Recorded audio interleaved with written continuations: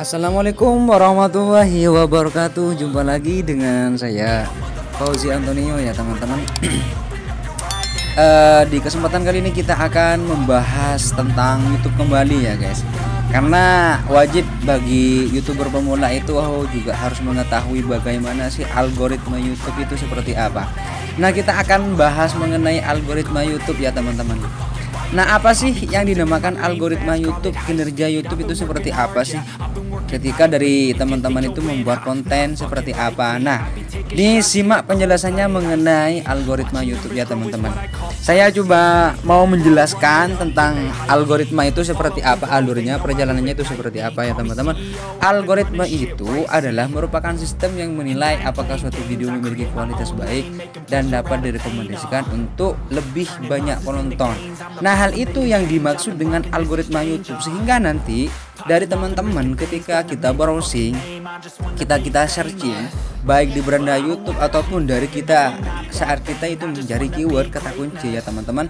Jadi dari video kita itu memang bagaimana kita itu juga membuat video yang begitu kualitasnya baik, dan hal itu juga nanti bisa dapat direkomendasikan sama YouTube, dan hal itu banyak diminati oleh penonton. Dan itu juga memulai algoritma YouTube itu juga dapat menciptakan kostumisasi personal berkaitan dengan jenis dan kategori video.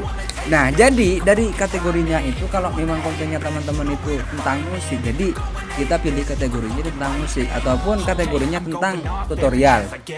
Berarti kita itu harus meletakkan atau mengkategorikan, mempetakan ya teman-teman, mempetakan bahwasanya konten yang kita buat, video yang kita buat itu adalah tentang tutorial ataupun kita komedi dan semacamnya. Jenisnya itu seperti apa, jenis apakah memang komedi dan sebagainya. Nah, algoritma YouTube itu setiap tahunnya itu mengalami pembaharuan ya teman-teman. Artinya dari sistem prosesnya itu bagaimana sih nanti dari video teman-teman itu dapat direkomendasikan sama YouTube. Jadi hal itu teman-teman juga harus update ya teman-teman. Bagaimana sih aturannya, karena dalam setiap tahunnya itu mengalami pembaharuan, artinya upgrading ya teman-teman. Hal itu disebabkan oleh banyak faktor. Salah satu faktor yang memang hal itu karena kenapa? Karena dunia YouTube itu sudah dari teman-teman, dari banyak orang sudah banyak yang menggeluti terhadap dunia YouTube ya teman-teman. Itu salah satu faktornya. Pembaruan tersebut ada baiknya selalu kamu ketahui untuk menjalankan strategi konten video yang tepat. Jadi dengan adanya pembaharuan yang memang di-upgrade sama pihak YouTube, jadi teman-teman itu harus juga mengetahui bagaimana sih nanti strategi teman-teman itu cara untuk membuat video yang tepat, sasaran. Artinya kalau dalam ilmu ekonominya itu marketing ya teman-teman, artinya siapakah nanti yang memang lebih banyak menonton terhadap video kita. Nah, itu sasarannya bagi YouTuber ya teman-teman. Misal contoh halnya kita tentang anak-anak ya teman-teman, karena pada saat ini itu memang sudah banyak dari anak kecil itu sudah mempunyai HP, handphone dan sebagainya, dan hal itu yang mereka tonton itu mestinya mainan lah kayak gitu, mobil-mobilan, sepeda motor, ataupun review tentang mainan-mainan lah seperti itu yang memang banyak diminati oleh anak-anak ya teman-teman. Walaupun algoritma YouTube itu selalu berganti, tapi ada setidaknya dua faktor utama yang selalu diperhatikan oleh YouTube, yakni itu manajemen. Itu salah satu yang memang harus diperhatikan oleh teman-teman. Manajemennya sih perjalanannya itu seperti apa.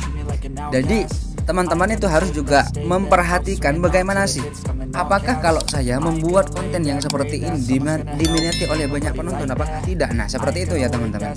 YouTube akan menilai seberapa banyak penonton yang memberikan komen, like, dan membagikan video. Nah, hal itu juga yang nomor dua itu bagaimana nanti harus seberapa banyak sih penilaian atau evaluasi dari penonton, apakah itu komennya banyak, like-nya banyak, seperti itu. Dan hal itu juga melihat bagaimana sih manajemennya tersebut, apakah positif atau negatif. Jika kita coba semisal percobaannya tentang konten misalnya tentang tutorial, apakah performa dari video teman-teman itu apakah semakin meningkat dalam setiap harinya sih, ataupun dari per jamnya tetap meningkat dari view-nya, like-nya, komen dan sebagainya ya teman-teman. Nah, kalau jika hal itu lebih meningkat kembali, jadi teman-teman itu dilanjutkan seperti itu. Nah, faktor yang kedua itu adalah metadata.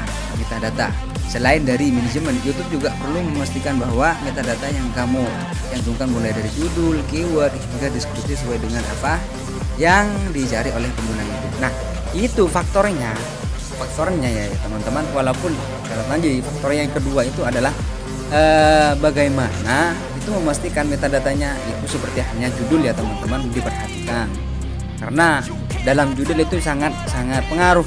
Jadi kalau judulnya sudah tidak menarik dan sebagainya, maka hal itu tidak akan diminati oleh banyak penonton. Dan yang nomor 2 itu adalah keyword.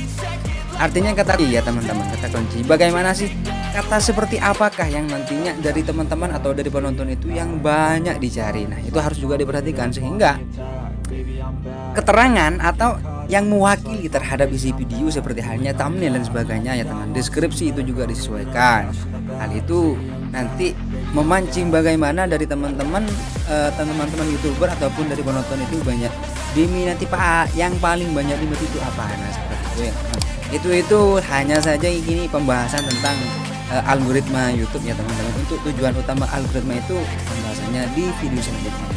Oke, terima kasih sudah menonton dan jangan lupa subscribe, nyalakan lonceng notifikasinya, like, dan komen. Assalamualaikum warahmatullahi wabarakatuh. Selamat mencoba dan sukses.